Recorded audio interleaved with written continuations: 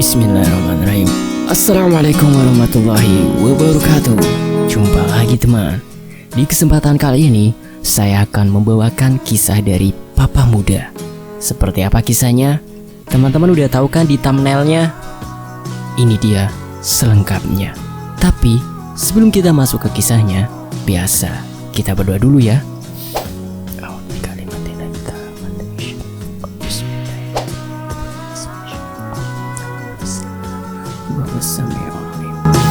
Allahumma sholli ala sayyidina Muhammad sallallahu alaihi wasallam. Ini dia selengkapnya.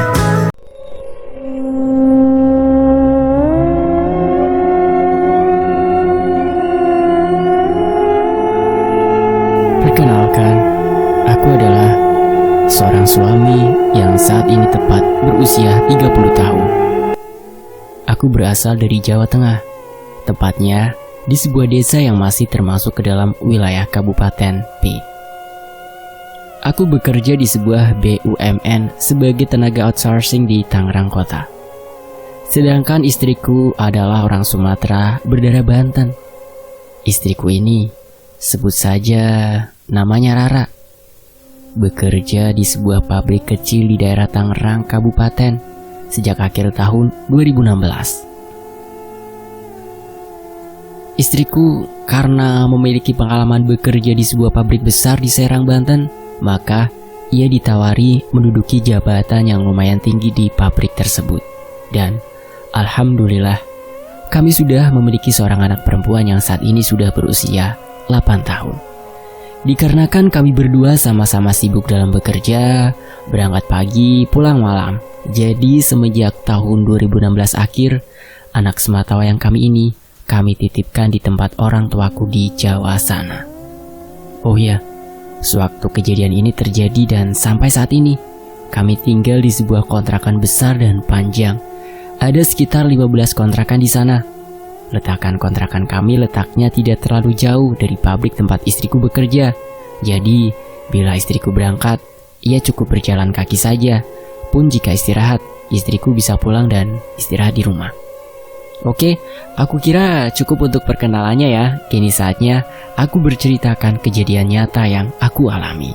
Sebuah kejadian yang bukan saja hampir membuat rumah tangga kami berantakan, tapi juga nyaris merenggut nyawaku dan istriku. Di sini aku penulis ya, aku bukannya ingin mengumbar aib rumah tanggaku, tapi aku berharap agar para pemirsa bisa untuk setidaknya mengambil hikmah dan pelajaran dari kisahku ini. Khususnya teman-teman di channel Fakta Sejarah ini ya. Bismillahirrahmanirrahim. Senin pagi, tanggal 10 Februari 2020. Biasanya jam 7 kurang sedikit, istriku pamit untuk berangkat bekerja. Tapi hari ini, ia mengambil cuti 2 hari, Senin dan Selasa. Dikarenakan ia hendak pergi ke Balaraja untuk melakukan interview kerja. Istriku mendapatkan penawaran kerja dari salah satu pabrik yang ada di sana dan dengan gaji yang lebih besar dari gaji yang ia terima sekarang. Karena hanya ada satu motor dan itu aku gunakan untuk kerja, ia memutuskan untuk naik ojek online saja. Awalnya aku hendak mengantarnya, tapi jam interview dan jam aku berangkat kerja sama. Akhirnya aku hanya bisa berpesan, hati-hati saja kepadanya. Pagi itu kami sempat mengobrol dan berandai-andai jika nantinya istriku jadi untuk bekerja di Balaraja. Kalau nanti bunda jadi kerja di sana, gimana nanti pulang perginya? Kataku agak malas, karena memikirkan bagaimana aku harus antar jemput.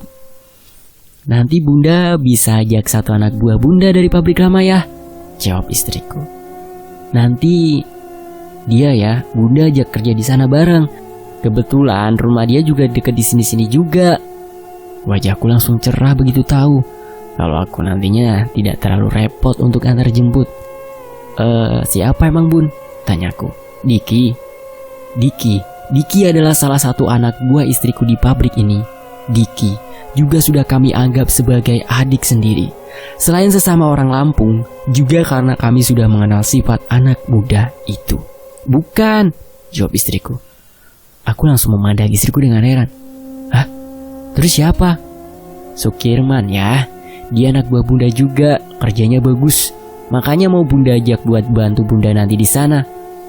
Ah, kenapa bukan Diki aja bun? Tanyaku setengah menuntut. Istriku menggelengkan kepalanya. Diki masih diperluin di pabrik bunda yang lama, gak enak juga main asal ambil aja sama bos. Kalau Kirman ini, dia emang anak buah bunda, kasihan ya. Dia di sini gajinya harian. Mana dia anak udah 2, masih kecil-kecil lagi. Istriku menerangkan panjang lebar. Aku akhirnya mengiyakan perkataannya tersebut. Aku berpikir, yang penting aku gak susah, gak capek bolak-balik antar jemput. Lagian maksud istriku juga baik, membantu anak buahnya yang susah. Oh ya udah bun, asalkan jaga kepercayaan ayah ya sayang. Aku akhirnya memilih untuk mempercayainya. Pukul 9 pas, aku berangkat kerja. Tak lupa aku berpamitan kepada istriku. Setelah itu aku berangkat dengan mengendarai sepeda motor berjenis Matic milikku.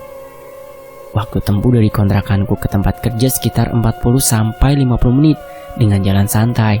Jadi ya seperti biasa, saat itu aku menarik gas motorku di antara kecepatan 50 km per jam. Tapi tiba-tiba saat aku sudah sampai di sekitaran daerah Jati Uwung, motorku tiba-tiba saja mati. Ya ampun, kenapa nih motor? Kok tahu-tahu mati? Kataku dalam hati. Aku lalu mendorong motorku ke pinggir, lalu aku coba menekan starter motor. Hanya terdengar suara ya gitu ya. Gagal aku starter, aku coba lagi dengan cara diengkol. Motor aku standar 2, lalu aku mulai mengengkol. Terasa enteng, tanpa ada angin balik. Ya pokoknya ngempos lah yang keluar dari motor. Ya elah, masa kumat lagi sih ini penyakit? Ujarku mengetahui penyebab mati mendadaknya motorku ini. Penyebabnya adalah loss kompresi. Penyakit ini emang dulu sering motorku alami, tapi itu sudah lama sekali. Kalau tidak salah ingat, motorku terakhir mengalami loss kompresi adalah sekitar tahun 2017. Lalu entah mengapa, aku tiba-tiba saja merasakan perubahan pada moodku. Yang awalnya baik-baik saja sedari berangkat, langsung berubah menjadi jelek begitu mengalami kejadian loss kompresi ini. Hanya saja, aku mencoba untuk bersabar dengan cara memilih langsung mendorong motorku mencari bengkel terdekat. Selama mendorong motor ini, aku terus-menerus beristighfar di dalam hati. Soalnya gak tahu kenapa, timbul perasaan was-was dan pikiran-pikiran buruk yang terus melintas di benak ini. Astagfirullah, astagfirullah. Semoga ini bukan pertanda buruk. Kalimat itu terus kuulang-ulang di dalam hati. Alhamdulillah, tak lama kemudian, aku menemukan sebuah bengkel. Aku langsung menjelaskan permasalahan motorku. Oleh Silai, aku disarankan untuk ganti busi. Aku sih oke-oke aja, yang penting cepat beres, karena aku tidak mau terlambat dalam bekerja. Bang, motornya nanti lubang businya aku taruh oli sedikit ya, kata Silai itu padaku. Lalu lanjutnya, nanti agak ngebul sedikit, tapi tenang aja bang, itu cuman karena olinya aja kok, nanti juga hilang sendiri. Oke dah, atur aja bang, kataku cepat. Sekitar 5 menit motorku diperbaiki olehnya, dan benar saja, motorku emang langsung menyala, tapi kulihat ada asap yang keluar dari knalpot motorku. Nanti jangan kau gas kencang dulu bang, katanya. Oke. Setelah membayar biaya ganti busi dan lainnya, aku langsung melanjutkan perjalananku. Aku sampai di kantor telat 5 menit, yakni jam 10.05. Jam operasional kantorku udah buka. Aku langsung menjelaskan penyebab keterlambatanku kepada atasanku. Syukurnya mereka mengerti akan penjelasanku. Hanya saja, kalau nanti ada apa-apa lagi, aku dimintanya untuk memberikan kabar lewat telepon atau WhatsApp. Aku lalu mulai bekerja seperti biasa lagi. Jam menunjukkan pukul 12. Itu adalah jam istirahat pabrik istriku. Aku lalu menulis chat untuknya. Contreng 2, tapi tak kunjung dibacanya. Aku lalu berinisiatif untuk menelponnya. Berdering, tapi tak diangkat juga. Kemana ini orang? Kataku agak kesal. Ya udahlah, nanti juga ngabarin balik, ujarku menghibur diri. Pukul 13.30 siang, di saat aku hendak melaksanakan ibadah sholat duhur, HP ku berdering. Kulihat di sana tidak tertera nama, hanya nomor telepon saja. Nomor siapa nih? Desisku. Awalnya aku malas untuk mengangkatnya, tapi sekali lagi nomor itu menelponku dan Entah kenapa jantungku tiba-tiba saja berdetak lebih cepat. Hatiku langsung merasakan ada sesuatu yang tidak menyenangkan akan aku dapatkan bila aku mengangkat telepon ini. Dengan berdebar, aku lalu menekan tombol hijau di HP. "Halo, assalamualaikum," jawabku. "Halo, waalaikumsalam," kata si penelpon. "Maaf, ini siapa ya?" tanyaku. "Ini saya, Mas Sumarno," jawabnya. "Oh, Mas Sumarno," kataku. Sumarno adalah laki-laki yang diserahi tanggung jawab untuk mengawasi dan mengurus kontrakan tempatku tinggal. "Ada apa ya, Mas?" tanyaku dengan jantung berdebar-debar. "Maaf, Mas, sebelumnya," jawab Mas Sumarno. Aku menunggu kelanjutan kalimat Mas Sumarno ini dengan tidak sabar. Lalu, penjaga kontrakan kami ini melanjutkan ucapannya. Ucapan yang membuat lututku lemas.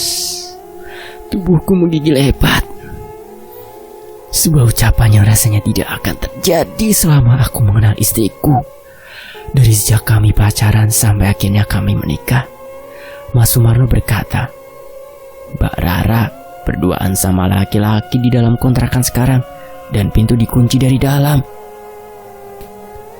Mendadak kepalaku pusing, kaki serasa lemas, dengkul seperti kopong. Tak kuat menahan beban, aku langsung duduk di kursi panjang milik mall. "Halo, Mas," suara Mas Marno masih terdengar di HP-ku. Dengan agak gagap aku pun menjawab, Iya, Mas." "Terus gimana nih, Mas? Warga sudah mulai ramai di depan kontrakan." "Saya masih bisa menahan supaya warga tidak ada yang masuk ke dalam kontrakan. Tapi saya nggak tahu sampai berapa lama saya bisa menahan mereka," ucapnya dengan nada kecemasan. Otakku dipaksa untuk berpikir keras. Aku lalu mengambil sebuah keputusan dengan tergesa-gesa. "Tahan, supaya jangan sampai warga masuk ke dalam kontrakan, Mas. Saya akan segera pulang secepat mungkin. Bilang aja sama warga di situ, masalah ini akan ditangani secara kekeluargaan oleh saya, suaminya." "Oke, Mas, tapi tolong cepat ya," ujar Mas Marno. "1 jam dari sekarang saya akan sampai di rumah, Mas," kataku cepat, secepat detak jantungku. Setelah memutuskan sambungan telepon, aku langsung bergegas masuk ke dalam kantor. Lalu aku segera menemui pimpinanku. "Pak, mohon maaf, bisa bicara sebentar?" pintaku ke Pak Vincent, atasanku di kantor. Pak Vincent sejenak menatapku bingung. Namun, mungkin karena melihat raut wajah dan juga nada suaraku yang tak seperti biasanya, dia pun segera menghentikan pekerjaannya.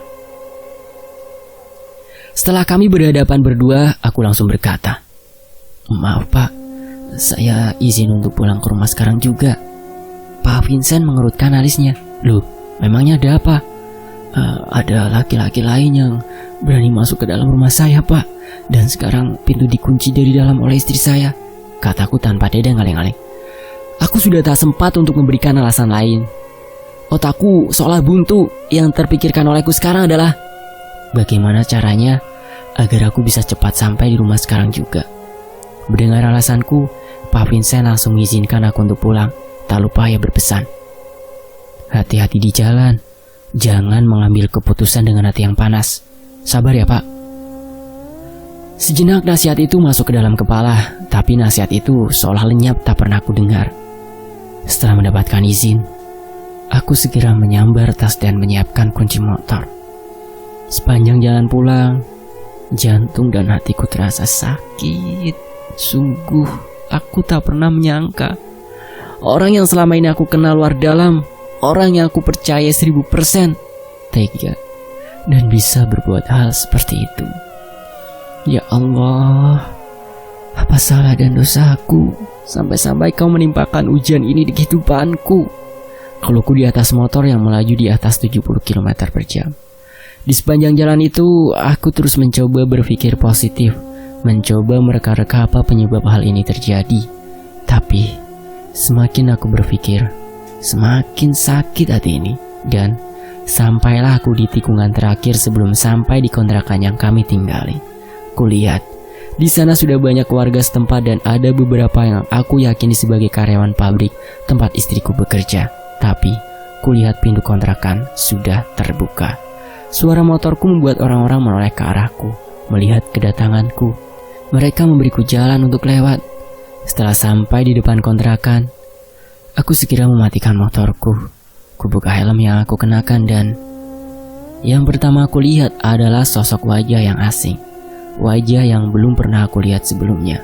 Wajah seorang laki-laki berusia 30 tahunan ke atas dengan jenggot dan brewok tipis menghiasi wajah tenangnya. Ya, ia kulihat duduk dengan tenang. Tak ada lukisan rasa takut di wajah dan gestur badannya. Dengan santainya, ia duduk bersandar di tembok rumahku. Padahal, warga sudah banyak yang berkumpul untuk menyeretnya keluar. Hatiku berdebar tajam. Ketika ia malah tersenyum melihat kedatanganku. Sontak emosiku bangkit. Helm yang sedianya aku letakkan di atas jok motor, langsung aku niatkan untuk kuletakkan dengan keras di wajah busuknya. Tanpa melepas sepatu dan jaket, aku langsung melompat masuk ke dalam rumah dengan posisi helm yang siap aku hantamkan di wajahnya.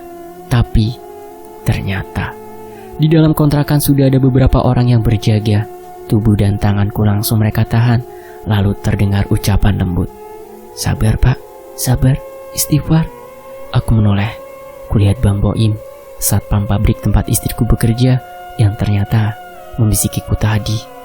Aku mencoba beristighfar beberapa kali. Urat-uratku yang tadinya menegang langsung agak lemas. Astagfirullahaladzim. Merasakan bahwa tubuhku sudah tidak menegang lagi, perlahan-lahan mereka mulai melepaskan pegangan mereka. Aku lalu melangkah masuk ke dalam rumah. Di sana, selain duduk si bajingan itu, ada istriku dengan mata sembab duduk di sisi yang berlawanan. Setelah menata hati dan pikiran, aku lalu meminta orang-orang yang berada di dalam rumah untuk segera keluar. Di antaranya juga terdapat Mas Marno, penjaga kontrakan ini. Setelah mereka semua pergi untuk menjaga situasi, aku lalu menutup pintu dan duduk di antara istriku dan laki-laki bajingan itu. Ayah, terdengar rintihan istriku memelas. Aku tidak mempedulikannya. Aku menatap laki-laki itu lekat. Sebuah senyum masih tercetak di wajah anjingnya itu. Maaf, laki-laki itu berkata. Maaf apa? Memang kamu mempunyai salah kepadaku? Tanyaku dalam. Ia menunduk diam. Aku lalu menoleh kepada istriku. Siapa laki-laki ini? Tanyaku tajam. Sukirman. Sukirman? Ulangku agak keras. Seolah tak yakin akan nama yang barusan disebut oleh istriku. Istriku hanya mengangguk. Kini aku memandang laki-laki berewokan di sisi kananku. Masih aku lihat wajah tenangnya. Dan sesekali, ia kulihat tersenyum kecil. Entah apa maksudnya. Mungkin ia berbuat seperti itu untuk menunjukkan bahwa ia menyesal atau tidak bermaksud buruk. Entahlah. Benar, nama sampean itu Sukirman. Aku bertanya dengan suara yang bergetar menahan marah. Iya, benar kata si teteh, jawabnya.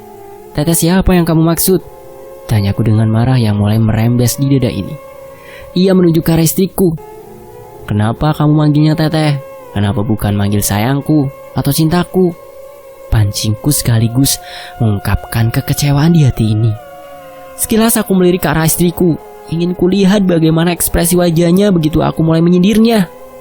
Tapi sayang, istriku menunduk saja. Jadi, aku tak bisa melihat ekspresi apapun di wajahnya.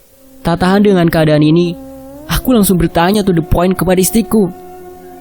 Ngapain? Kalian berdua ada di dalam kontrakan. Kenapa pintu sampai ditutup? Bukannya biasanya kalau ada tamu atau anak buah kamu yang laki-laki, kamu selalu menerima mereka. Kamu selalu menerima mereka di teras depan, bukan di dalam seperti ini. Apalagi sampai menutup pintu. Tanyaku beruntun akibat dari desakan kekecewaan yang kurasakan terhadap istriku ini. Istriku masih terdiam. Tak sanggup menahan emosi, aku lantas berteriak. Jawab! Istriku tersentak kaget mendengar suaraku. Karena memang aku adalah jenis laki-laki yang lebih suka memendam emosi daripada melampiaskannya. Atau apabila emosi ini sudah memuncak, aku akan memilih diam dan tak berkata apa-apa. Nafasku naik turun menahan gelora amarah yang mulai memuncak. Tapi aku masih bisa menahan diri untuk tidak berbuat hal-hal yang berbahaya. Agak lama kemudian, istriku pun berbicara dengan pelan. Bunda juga gak tahu ya, tahu-tahu udah begini. Berdenging kedua telingaku demi mendengar jawaban itu. Hah, gak tahu, ucapku dalam. Istriku hanya bisa mengangguk, sambil sesekali ia menyeka air mata dan ingusnya. Lalu, apa yang kamu tahu? Kejarku. Sebelum istriku menjawab, si muka anjing ini menyela. Jadi gini, ini bukan kesalahan si Teteh, katanya. Aku mendelik. Lalu kesalahan apa? Kesalahanku? Iya, kesalahanku karena selama ini aku terlalu percaya kepada perempuan brengsek ini. Aku mulai tidak bisa mengontrol kemarahanku. Mungkin lebih tepatnya kekecewaanku. Bagaimana tidak? Istriku Rara adalah seorang perempuan yang menurutku sangat baik dan ideal untuk kujadikan istri. Aku mengenal sifatnya yang keras, tapi jujur, itu semenjak kami berpacaran di kota Serang. Tapi memang tidak semuanya sempurna. Mungkin salah satu sifat buruknya adalah suka memakai pakaian yang agak ketat, sehingga menonjolkan lekuk tubuhnya. Juga rasa kasihannya kepada orang lain yang benar-benar terlihat membutuhkan bantuan. Sainganku ketika itu memperebutkan hatinya sangatlah berat. Ada 4 laki-laki yang kala itu berebut untuk menjadi pacarnya. Yang pertama adalah orang pribumi, seorang aparat negara dengan pangkat kapten dan berdinas di kota Serang. Kedua, anggota berbaju loreng dengan baret merah yang berdinas di Cijantung. Ketiga, seorang pemuda kaya dengan limpahan harta yang siap diberikan kepadanya apabila nantinya mereka menikah. Saat itu mereka tengah putus sementara karena si laki-laki ketahuan selingkuh. Si laki-laki ini bila nantinya balikan lagi akan langsung melamarnya. Dia tinggal di daerah Cikande Permai. Dan yang keempat adalah aku, seorang pemuda yang biasa saja yang kebetulan waktu itu bekerja di sebuah toko elektronik di Pasar Tambak Agung, dekat dengan pabrik tempat Rara bekerja. Dan di antara keempat pemuda ini, akulah yang dipilihnya. Mulai dari situ, aku mulai mengenal lebih dalam sifat-sifat Rara dan setelah yakin, aku putuskan untuk menikahinya. Tapi, sifat-sifat yang istriku punya mendadak seperti hilang entah kemana. Padahal, biasanya dan hampir setiap saat bila aku tak di rumah, jika ada tamu laki-laki bukan saudara, pasti akan diterimanya di teras depan kontrakan. Tak pernah sekalipun diperbolehkan masuk. Setelah aku mengucapkan kalimat yang kasar itu, istriku sedikit bereaksi. Lalu ia pun berkata, "Terserah yang mau percaya sama Bunda atau enggak, tapi demi Allah ya, Bunda gak ngapa-ngapain di dalam. Juga Bunda gak tahu kenapa bisa seperti ini." "Tai!" Makiku tak percaya. "Mana mungkin sih, perempuan dan laki-laki lain di dalam rumah terus tutupan pintu, terus gak punya maksud apa-apa?" Lanjutku. Istriku terdiam. Dia hanya sesekali menggelengkan kepalanya, tanda menolak semua tuduhanku. Aku yang tak ingin terjadi apa-apa lalu berdiri dan membuka pintu. Di sana sudah agak sepi, tak seramai waktu aku datang. Aku meminta tolong kepada Bang Boim dan Mas Marno agar masuk ke dalam untuk menjadi saksi atas apa yang terjadi di dalam kontrakan ini. Setelah keduanya masuk, aku kembali menutup pintu. Aku minta maaf sebelumnya kepada Mas Marno selaku penjaga kontrakan dan juga Bang Boim sebagai warga di sini karena sudah membuat keributan seperti ini, kataku kepada kedua orang itu. Mereka berdua kompak mengangguk. Aku lalu berkata kembali, "Mas Marno, saya tidak tahu apa dan bagaimana awal mula kejadian ini terjadi. Maka dari itu, saya harap agar Mas Marno mau menceritakan secara detail awal mula kenapa kok bisa seperti ini terjadi." Setelah mendiam sebentar dengan disaksikan oleh Bang Boim, aku dan kedua tersangka ini, Mas Marno mulai menuturkan kejadian yang ia ketahui. cerita Mas Marno.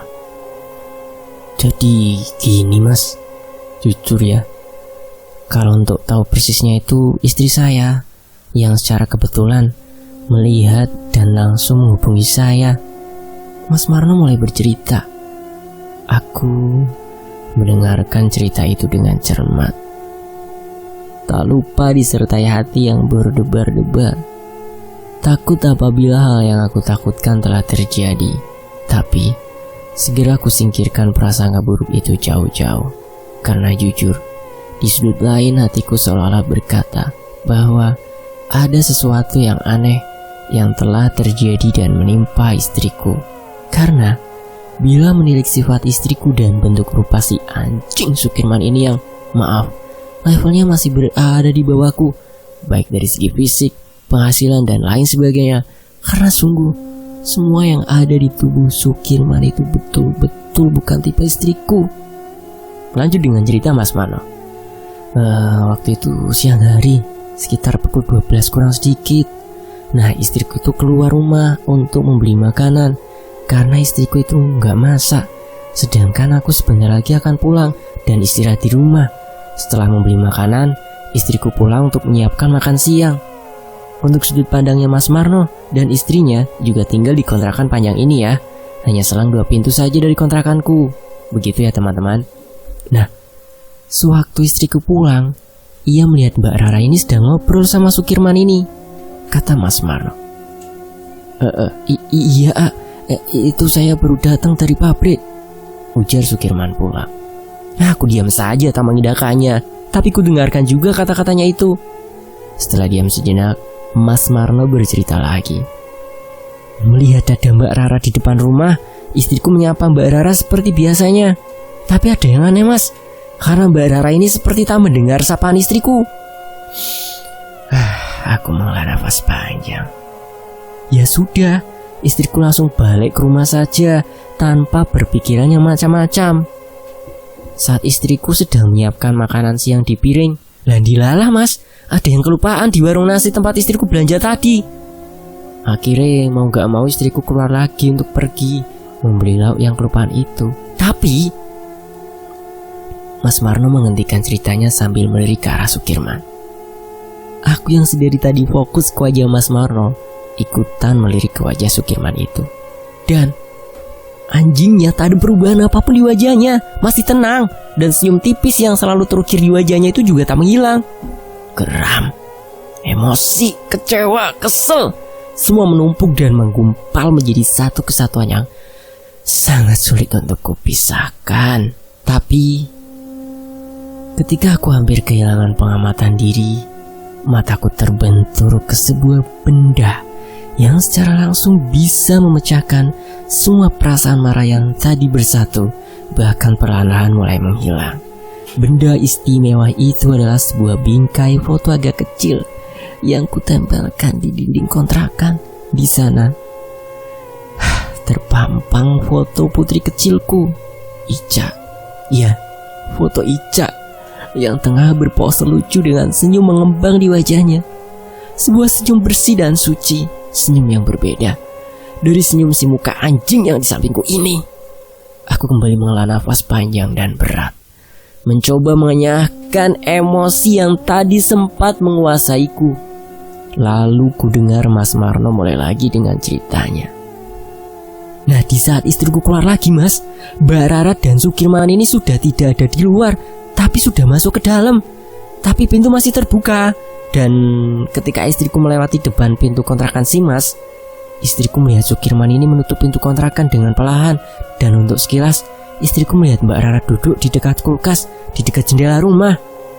Oh ya teman-teman, ini contoh letak dan posisi ruang dalam kontrakanku ya.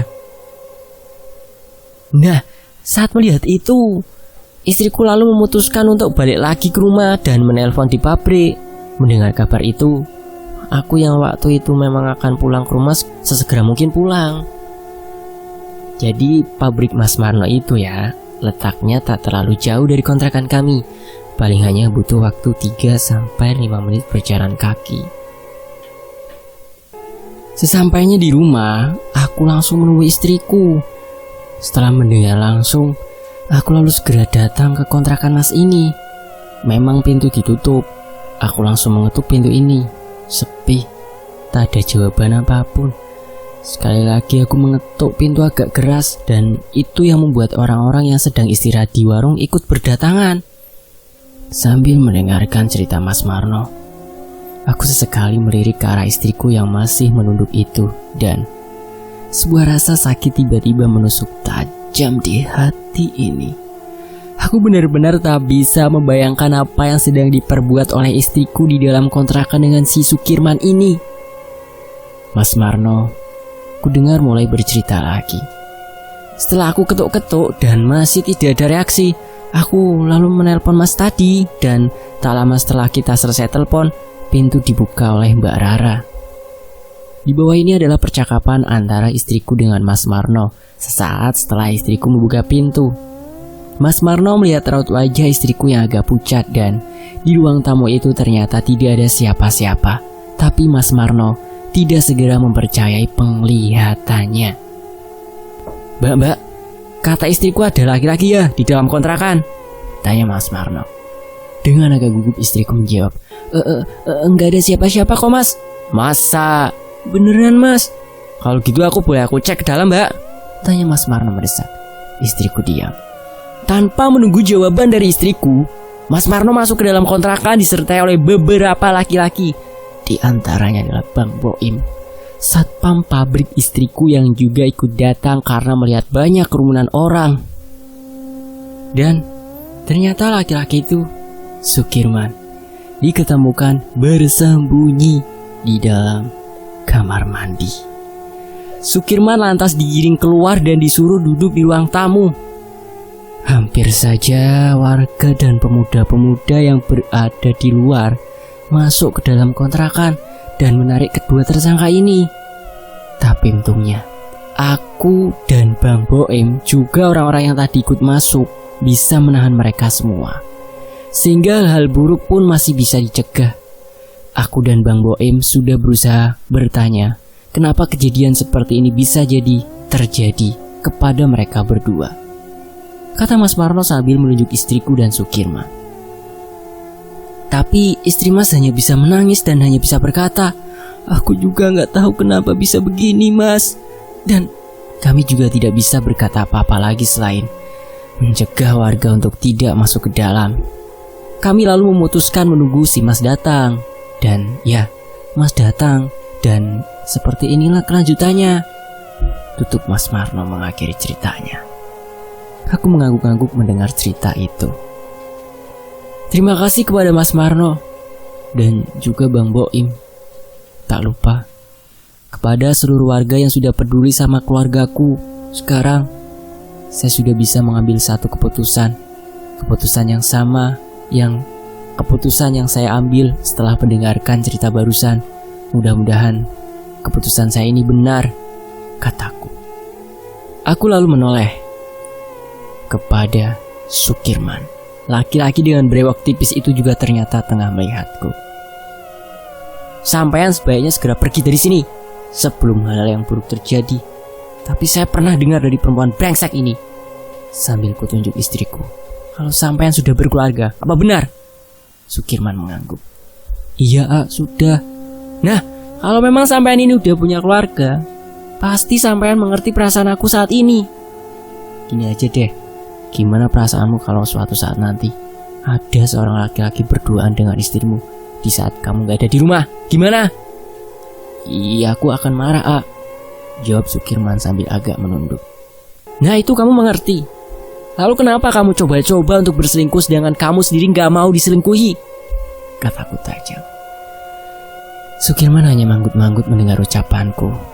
Ia lalu berkata, maafin saya, Ia lalu menjulurkan kedua tangannya untuk bersalaman denganku, tapi aku tak menggubrisnya.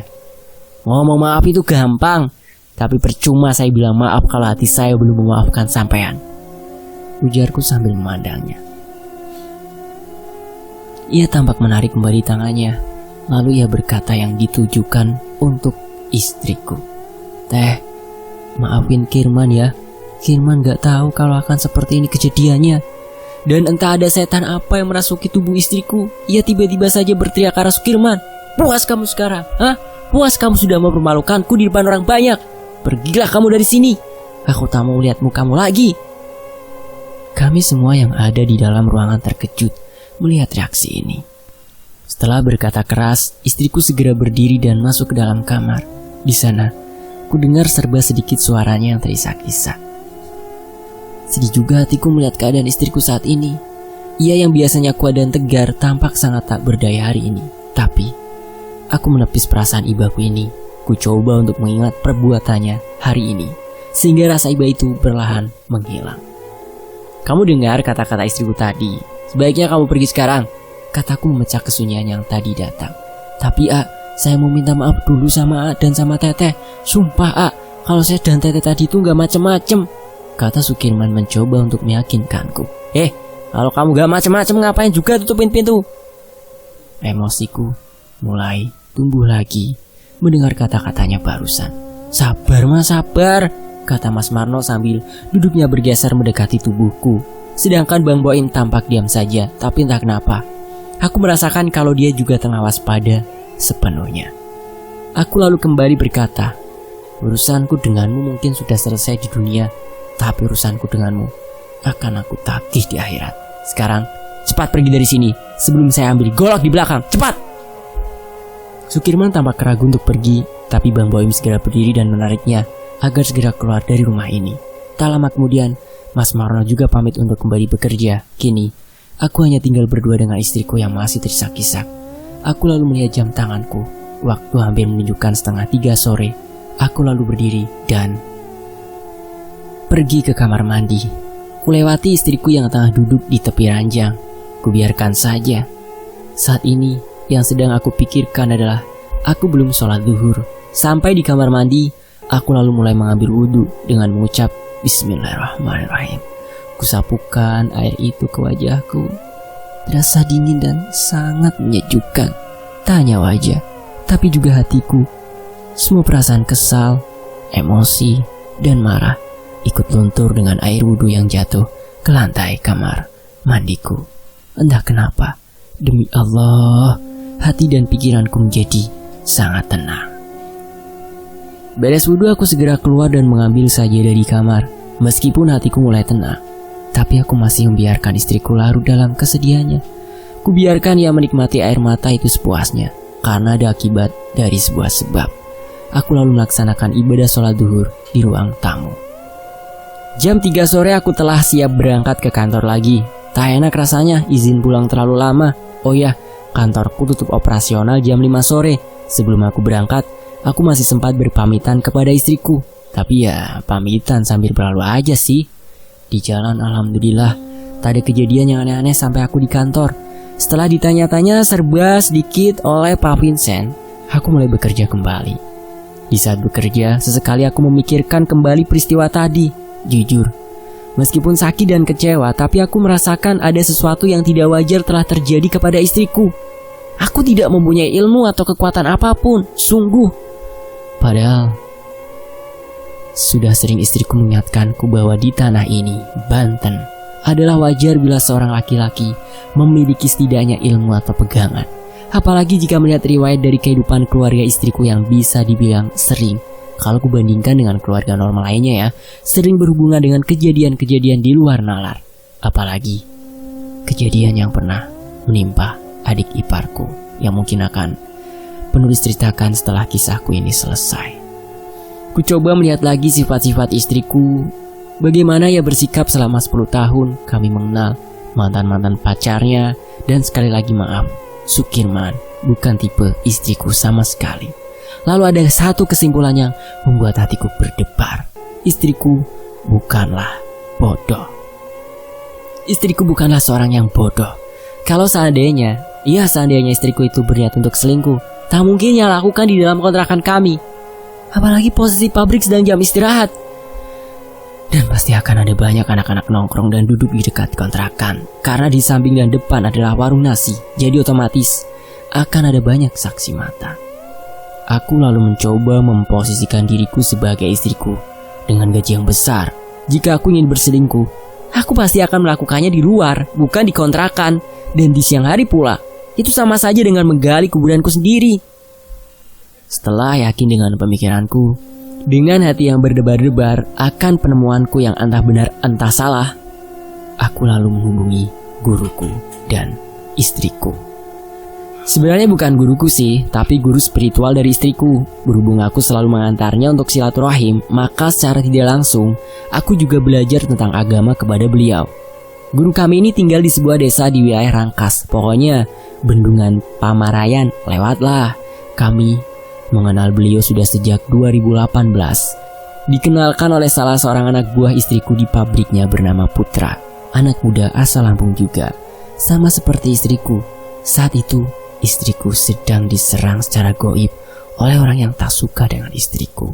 Apalagi dengan usia yang masih muda tapi sudah menjabat di posisi yang tinggi. Dan Putra ini adalah seorang anak muda yang bisa merasakan hal-hal tersebut.